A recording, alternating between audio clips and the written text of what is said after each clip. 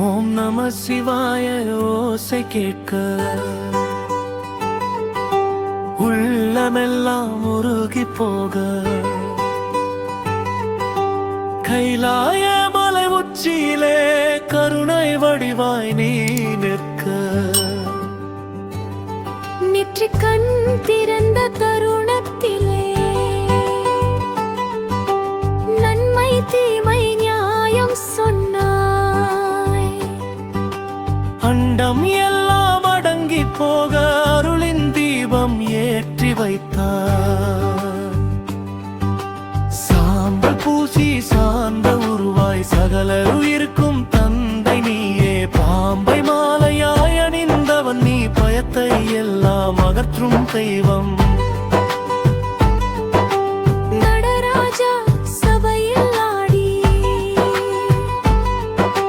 நாதம் தாளம் உலகம் தந்தாய்.